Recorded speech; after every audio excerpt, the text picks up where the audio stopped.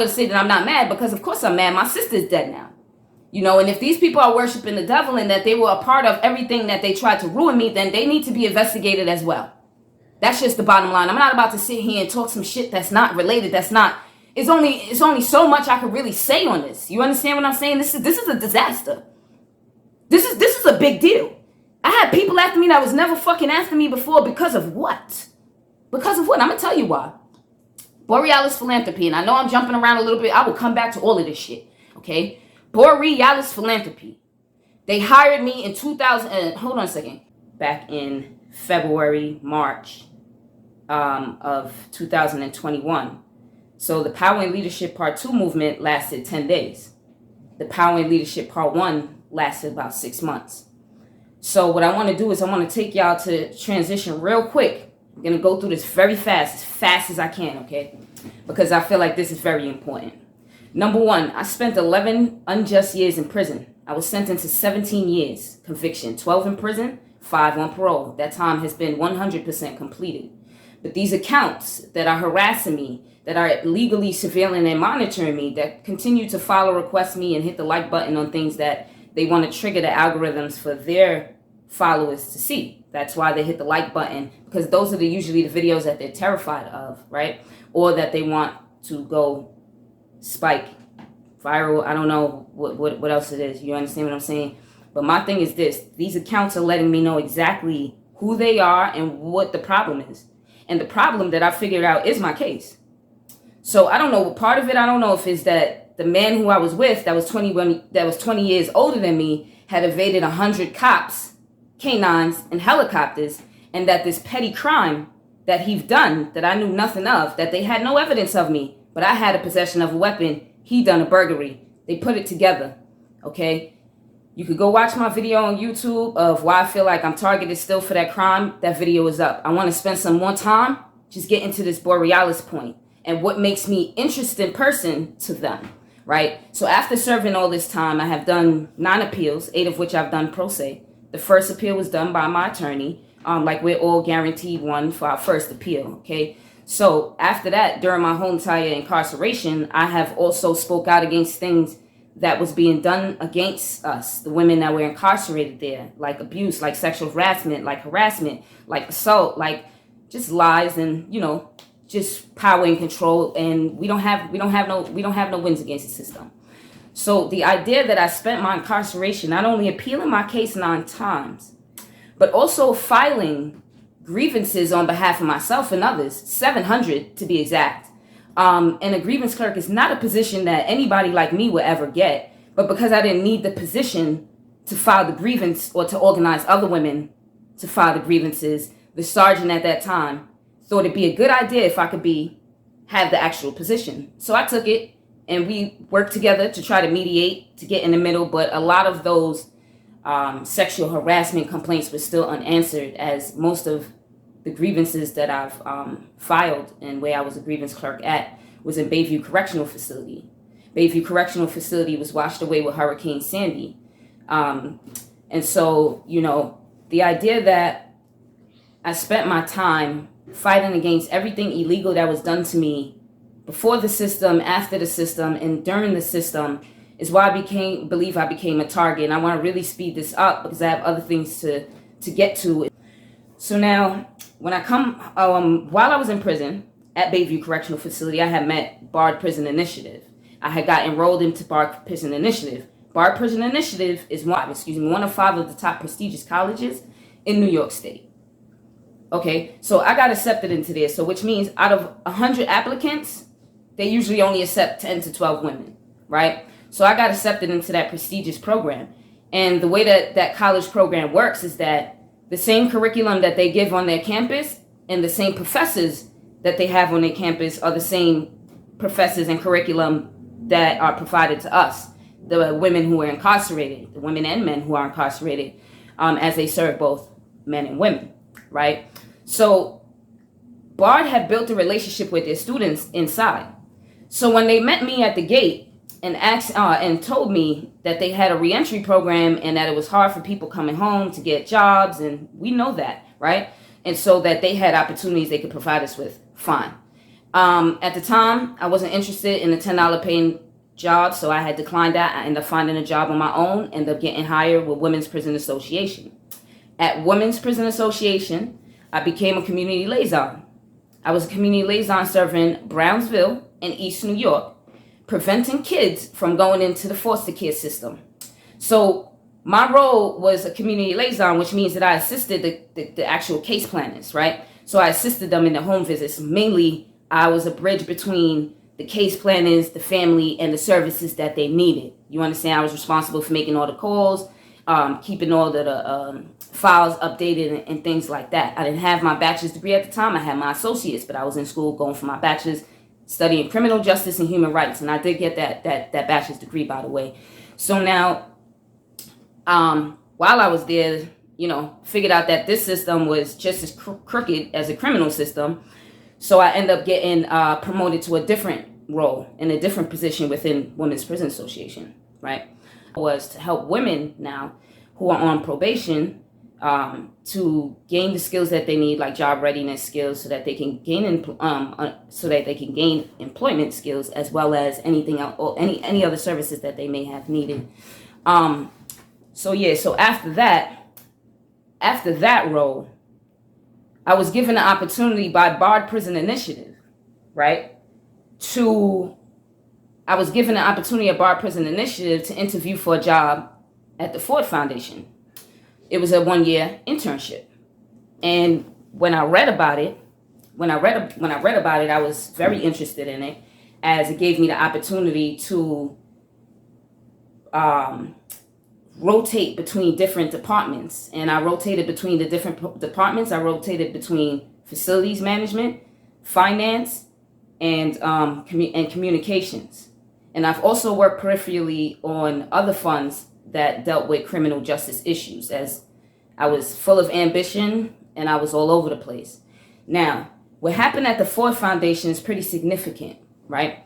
Because already we're coming from prison, right? They have this program created for formerly incarcerated people to help them readjust into society, right? So already we're coming from prison, having attended and graduated from one of 5 of the top most prestigious colleges in New York State, right? Where it costs $75,000 per semester to attend, right? And we was given that same curriculum, those same professors, and enjoyed that same education, right? So now that we can come home, we're at the top of our class. We're in some type of elite class status to where we are eligible for opportunities like the Ford Foundation.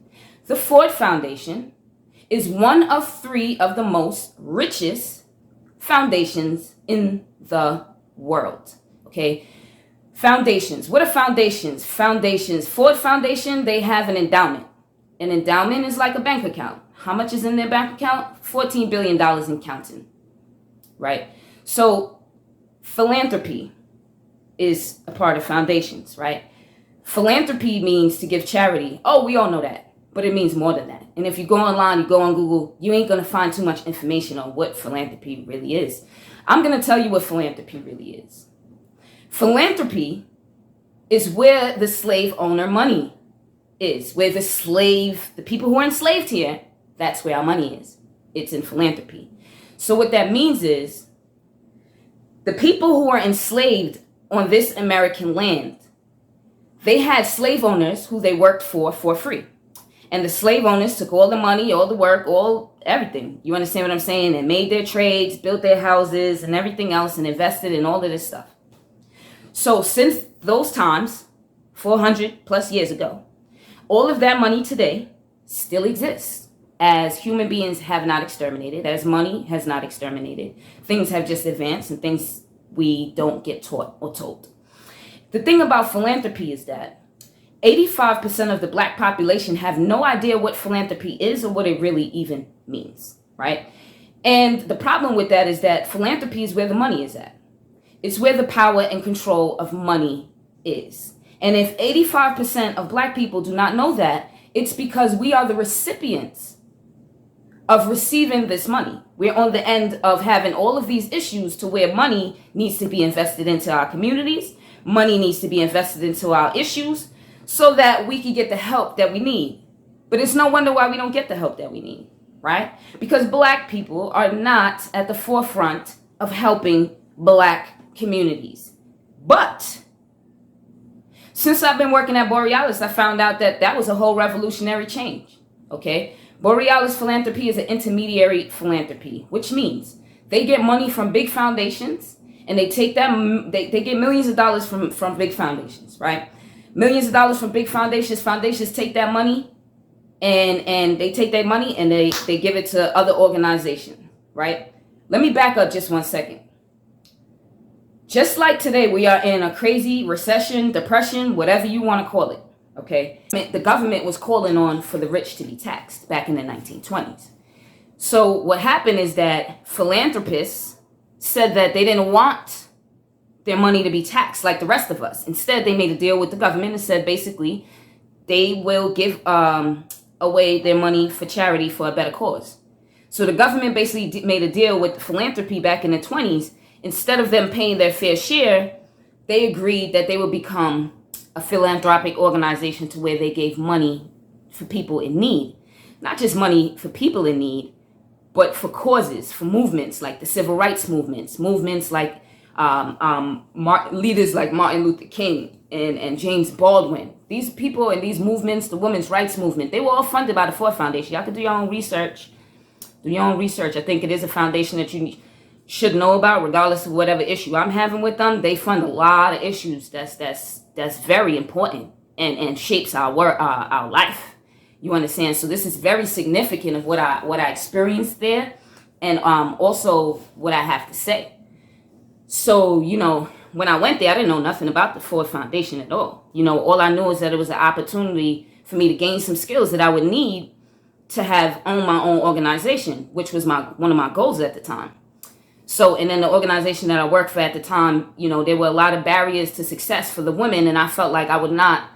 It didn't feel right to have a job and a role of where I'm coming home as a formerly incarcerated person. I had taken certain trainings and was given certain incentives that I knew that had helped me excel, to move further past that status and position that I was in life.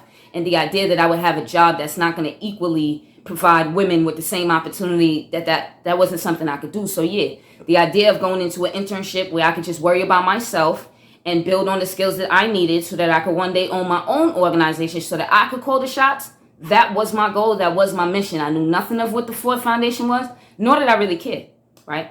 So, but when you get there, right, it's a very fantastic place. At the time, they was in Google's old space, right? Hey, Google, how you doing? You've been fucking with my page. And I hope that you ain't got nothing to do with none of this stuff right here, but that's a whole nother story, okay? Now, that was Google's old space. Still a nice space, a lot of artwork. You know, Ford is well known for their artwork. So it was a good place to be in the sense that I knew nothing about it, you know. And so I went on my interview. My first interview was beautiful. Second interview was just as cool, you know, in terms of the prospects of the future and what is to gain, you know. The third interview wasn't so nice. So the first interview was with a white older man who was a human resource director.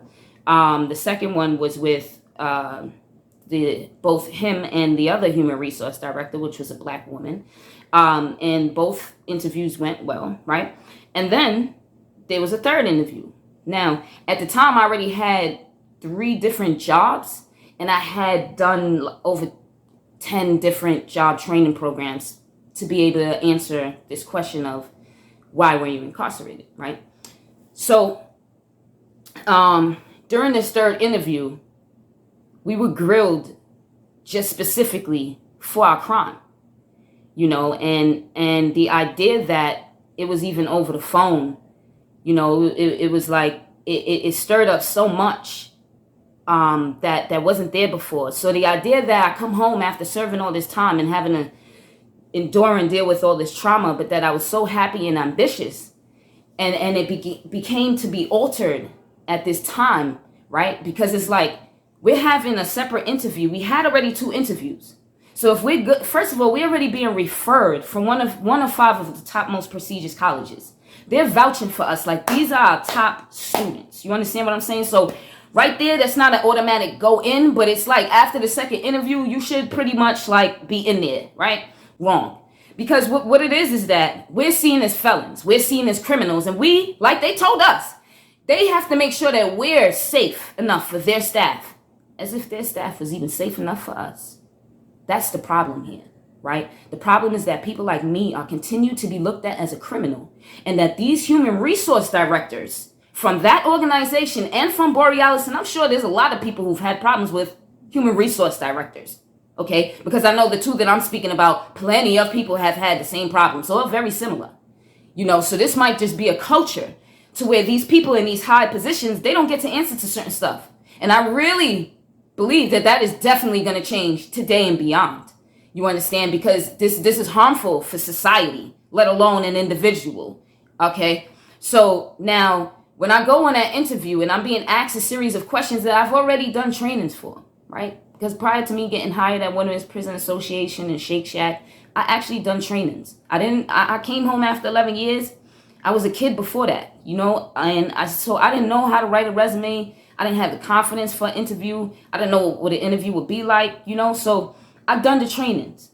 And after doing the trainings where I was trained by other formerly incarcerated people who had already done that, that's the most brilliant thing that you could learn from, is people who came from the same place as you and could tell you exactly how to overcome those barriers. And so I did.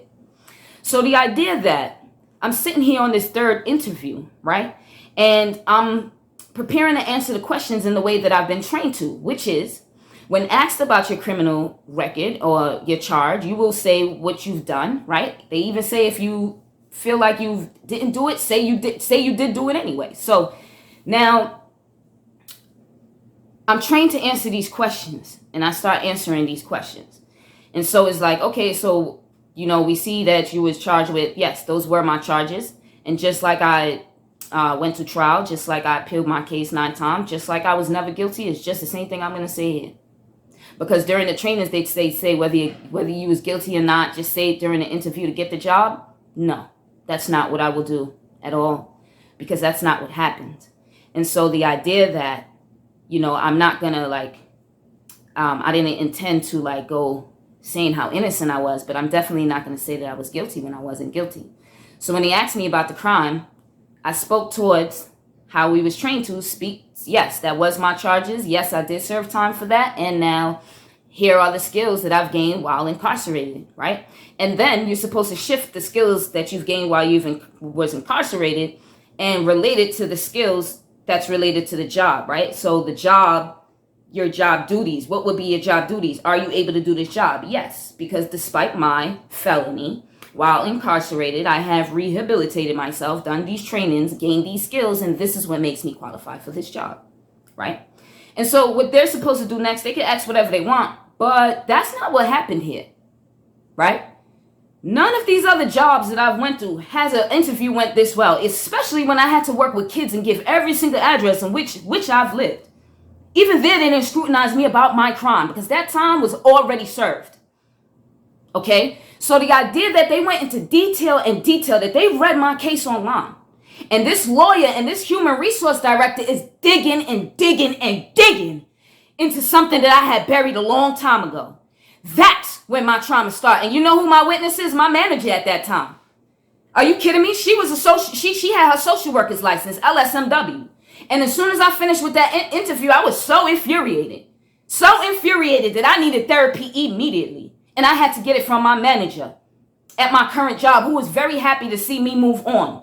You understand what I'm saying? So my whole thing is this. Not only did they dig and they digged, they went and they talked about that motorcycle chase.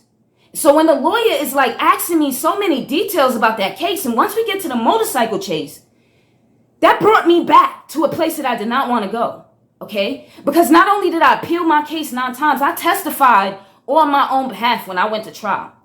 Why is that important? Because on both direct testimony is when your lawyer asks you questions. When your lawyer asks you questions, they already prepped you for those questions. You know what they're going to ask, okay? And you're just going to answer them.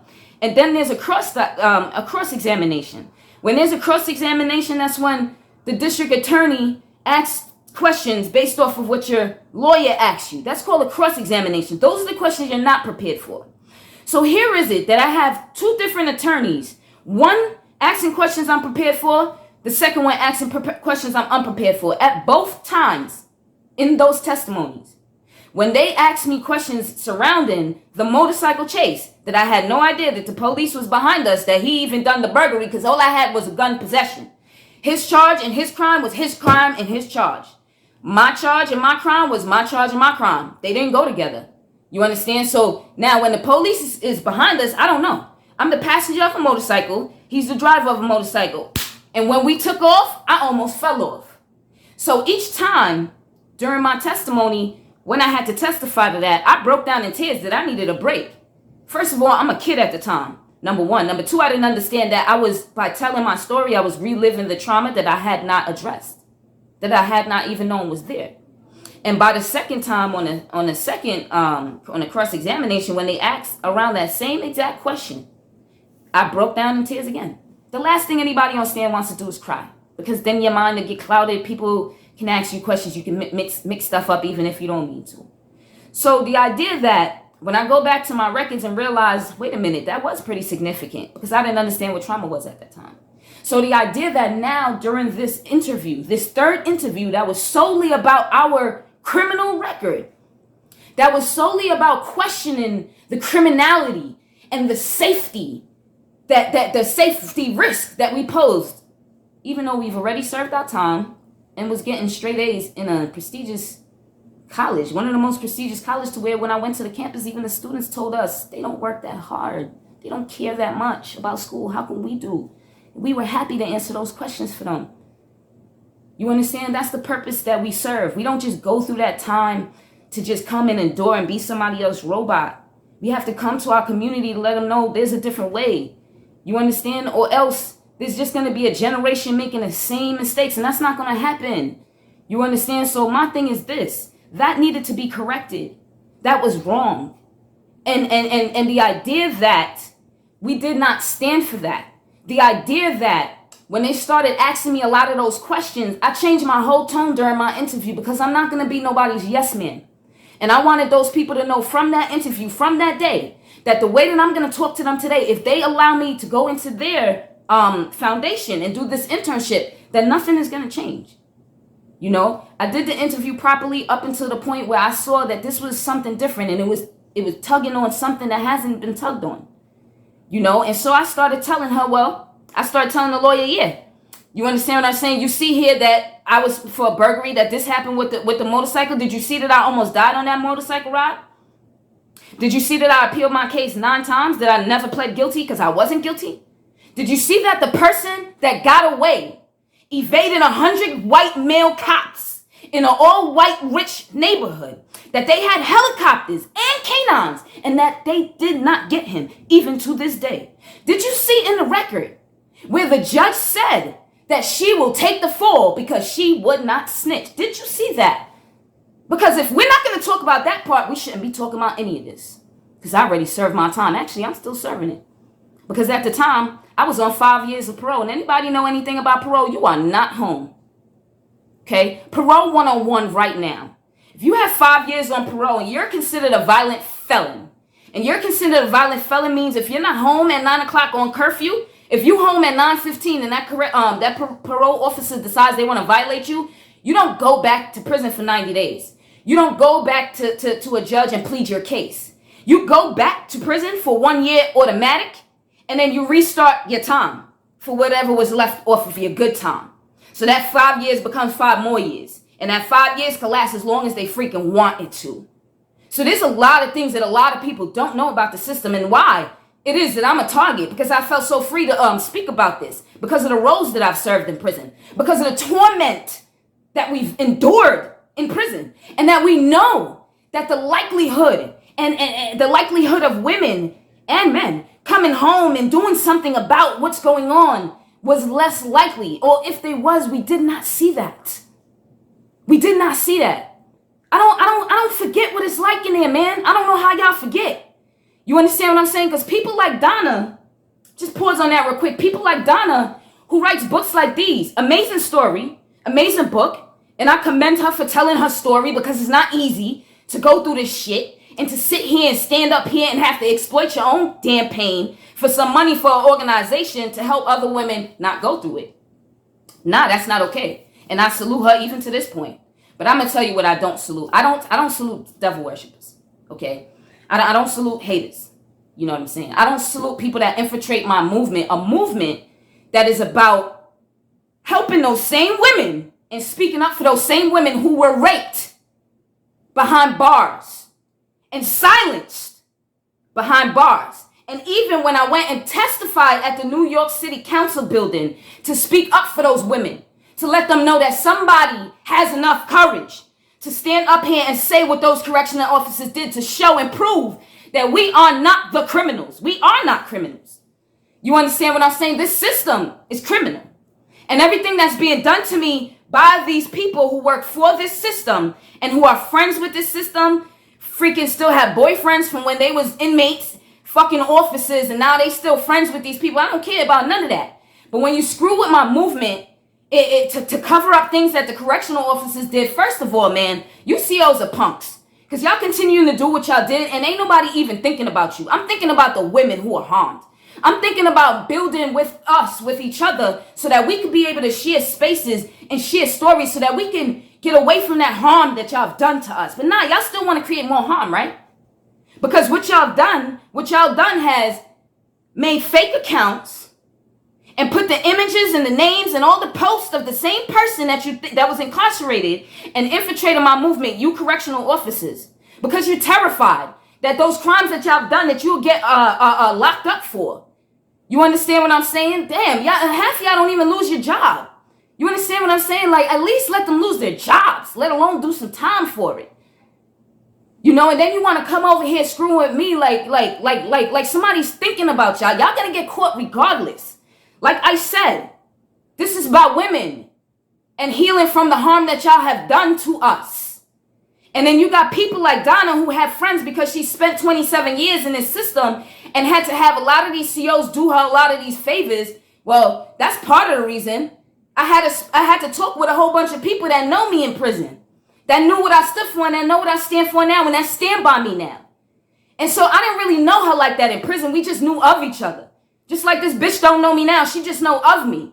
You understand what I'm saying? Being that we was in the same space is the only reason why I had respect for her and what she was doing. Because she was doing something I didn't even have the confidence for, like I had the confidence to be in front of a camera now.